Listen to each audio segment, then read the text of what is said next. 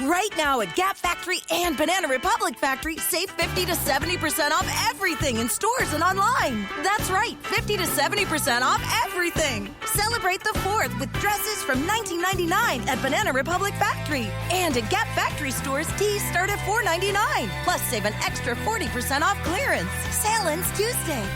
Search our store locator for your nearest Gap Factory and Banana Republic Factory store or shop us online. Blog Talk Radio. Hi, this is Jeff Altman, the Big Game Hunter, and welcome to No BS Hiring Advice Radio. We're doing this as a show on Blog Talk Radio. I'm broadcasting on Periscope, and I'm also recording this as a hangout on Google that will appear as a YouTube video later on. This is a time where I spend about 15 minutes speaking with you about some element of job search because I believe job hunting doesn't have to be hard. It doesn't have to be difficult or painful or take so long.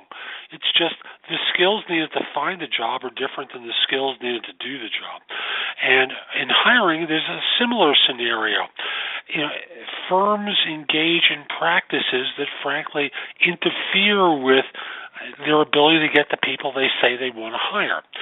So that's where this show comes in. That's where some of the articles I write for LinkedIn and for No BS Hiring Advice come in. They're all designed to help you find staff more quickly, to do it painfully. And frankly, I also want to say I want to create a great impression with you so you feel like you want to hire me to help engage in some of the searches. So this show is brought to you by two sponsors. The first one is Audible. And if you go to audibletrial.com/thebiggamehunter and sign up for a free trial, what you're going to be able to do is get a free audiobook as part of that trial. Second sponsor. Oh, by the way, I know you like audio. You listen to this podcast, maybe some of my other ones like Job Search Radio or No BS Job Search Advice Radio. Yeah, you like audio. That's why you do this. So, again, audibletrial.com/thebiggamehunter. My other sponsor is consultingassignments.com, which is a site where you can find and fill consulting assignments, full-time consulting positions, temp to perm and contract to hire opportunities anywhere in the world completely free. Posting a job or resume is free. Searching jobs and resumes is free. The only thing the site charges for is if you're going to feature a job or a resume. It is $10 for 30 days. So again, consultingassignments.com. So I call this show about hiring myths. And I believe firms engage in a variety of different myths that I want to help debunk because, frankly, this is part of the mythology that I think people engage in that interferes with firms hiring sufficiently in order to fill the requirements and get things done. Thus, you wind up wasting a lot of time on stupid interviews that are completely unnecessary. So let me start with myth number one, which is conducting a post-mortem of the bad hire. So many firms, so many managers fixate on their failures. They fixate on the mistakes that were made along the way and fail to spend any time looking at the successes that they've had when hiring. Thus, the scale kind of gets weighted heavily in one direction or another, and the message is sent out pretty clearly, don't screw up, as opposed to hire superior people. It's very subtle because no one ever says, this person was great, you should hire more like them. Instead, they say that person was a screw-up. They were just another piece of dead wood in our organization. Don't hire dead wood, and that's where the emphasis winds up being. Instead, I want you to think about the successes that you've had. What made this hire a success? What made this person a superior talent for your organization? What caused them to stand out positively from the pack? And, by the way, while they're on board, I want you to feed that. Because so often hiring managers make the mistake of trying to rectify the mistake and give no attention to the superior person. If the failure, if the slug, if the mediocre individual can't step up the grade, ignore them. They're going to wind up leaving of their own volition. But if you give them attention, all that's going to happen is you're going to lose your good people. Instead, feed them. Give them some positive energy. Give them attaboys and attagirls. Help them achieve even more. So that's myth number one, is the myth of fixating on the mistake rather than on the success. Myth number two, this one drives me crazy, is part of the reference process when firms ask for a personal reference. Like, what do you expect this person to really say? Seriously, what do you expect them to say? My neighbor is a jerk. I'm only doing this because I want to hurt her so badly because of that time 2 years ago where she just had her dog crap all over my yard and didn't clean. What do you expect them to say? Seriously. So, it's not like they're going to say this person's a thief. You're not going to get a message that says anything other than they have a superior character. So even if you ask them, are they reliable? Do you really expect them to say no? If you ask them how long you've known them, well, maybe this new best friend hasn't known this person for very long. And maybe this old best friend moved not long after they really got close, but they really had an intense, great relationship, and the result is the message that's always taught about getting the personal references. You want someone reliable. You want to know how long they've known the person to know is this a person who can build a relationship with someone like this really matters to your firm. Is this this nonsense that the firms are coached about? I think one of the better questions to ask is if it's a professional context and this person's been alerted to the phone call. You might just simply ask them, so why do you think they're interested in this role? Have they spoken with you about it? And if they say, no, they haven't spoken with me about it, basically you're left with a character reference. If they do answer the question, there you might get something interesting, because often the filter is not quite as strong as in the direct relationship. But overall, personal references are a waste of time. And, if you check the professional reference about reliability and ask someone to rate it on a 1 to 10 scale, with 1 being completely unreliable and an idiot, 10 being extraordinary, if someone gave you less than an 8, there's a message in that. If they gave you an 8, you might just pause and say, so what caused you to give this person an 8 versus a 9 or a 10? It's not the number, it's the rating scale that this person uses that's interesting. Most of the time you get people who are, quote, tough graders critiquing someone. And, if you don't ask the follow-up question, you're not going to really find that out. You're just listening to someone who's mouthing off in some way. It's why I really don't like personal references. Next, one of the messages that you get is trust your gut. Wrong. And I'm going to tell you about trust your gut, and just, if I may, by saying that your gut often is influenced by your biases, and there's no objectivity in your gut. See, to me, first of all, you're trying to evaluate people for skills. So that's objective knowledge. Do they have the objective knowledge that's necessary in order to do this job?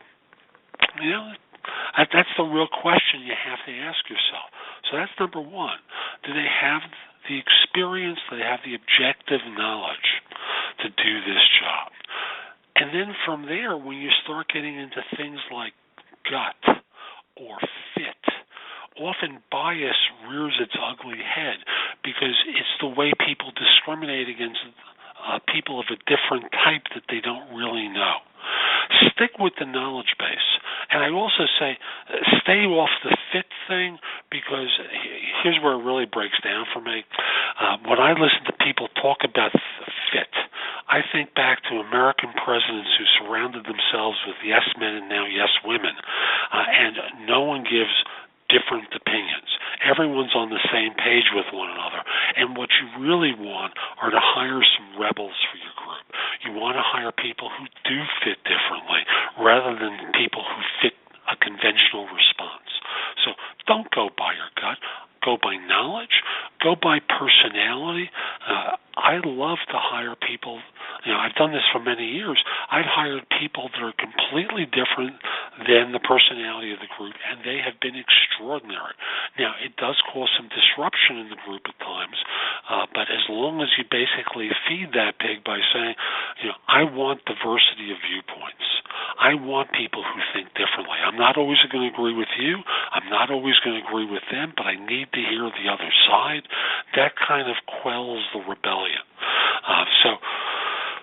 When all is said and done, make sure you get diverse viewpoints and don't trust your gut. I think there's a way to introduce the new hire to the team. Now, I worked in agencies where people were basically thrown into the room and told basically sink or swim. And most of the time, they sunk. There was a stupidity to doing the formal and informal stuff. I'd rather get the formal hire done, or the formal introductions done before the first day. That's what I always used to do. And I just find it very effective. The idea of everyone going out for drinks that first day, nonsense. The idea of everyone going out for coffee, nonsense. Instead, create a venue before they start where everyone can meet, and then they can walk in having had some relationship previously that'll help them adjust. I think those are the basics of what I want to cover today. Are there other myths that you know of, other mistakes firms engage in? I just remembered one. It's the idea of the constant critique of performance. Firms often engage in reviews. That's a good thing. But it's only a good thing because you're never catching people doing something right and reinforcing it. You're often only catching people doing something wrong and disrupting their workday. To me, you always have to do both. And when you're hiring people and putting them through that 3-month probation period where the new hire is adjusting to your organization, you need to be able to give them positive feedback about the things that they're doing well. It can be 5-10 minutes on the fly. It can even be at their desk, even in a shared environment, and just recognize that the positive message that they'll get will influence the others that are around them. So make sure that the things that you state about positive performance are heard by others, because that's going to encourage them to behave in that way. And don't just give gratuitous, nonsensical feedback. If you have something critical, do it behind closed doors. There's nothing more embarrassing to someone than to be critiqued negatively in front of a room of people and then expect them to turn around and say, you're absolutely right. They never do. So those are a few of the myths in hiring that I've discerned over the course of 40-plus years in recruiting. Like I was saying, what have you found? Send me an email at thebiggamehunter@gmail.com. Let me know about some of the myths that you found. Now, I also wanted to mention that as I wrap up here that I'd love to help your firm with staffing. If you're interested in that, call me at 646-374-8656 or email me at jeffaltman@thebiggamehunter.us. Let me know when to contact you or point me to the right person. Let me know who to contact and whether to mention your name. I'd love to help your firm staff positions. If we're not already connected on LinkedIn, send me a connection request at linkedin.com/IN/TheBigGameHunter. I accept connection requests from people worldwide, except if you're a third-party recruiter in a country known for scams or spam or look like a spammer or scammer. Finally, Finally, there's a lot more information on my website, which is thebiggamehunter.us. I'm moving it to the blog area, so if you don't see something in one of the tabbed areas, check the blog. You'll find information that's going to help you be more effective with your staffing, with your recruiting, and with your hiring. So I'm Jeff Altman. Hope you enjoyed today's show. I'm going to be back next time with more No BS hiring advice. Have a great day.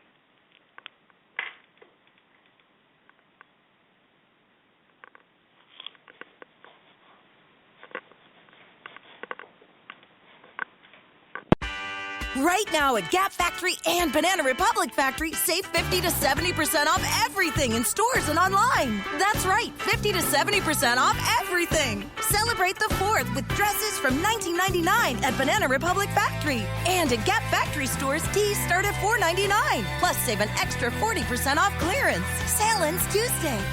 Search our store locator for your nearest Gap Factory and Banana Republic Factory store or shop us online. Right now at Gap Factory and Banana Republic Factory, save 50 to 70% off everything in stores and online. That's right, 50 to 70% off everything. Celebrate the 4th with dresses from $19.99 at Banana Republic Factory. And at Gap Factory stores, tees start at $4.99. Plus, save an extra 40% off clearance. Sale ends Tuesday. Search our store locator for your nearest Gap Factory and Banana Republic Factory store or shop us online.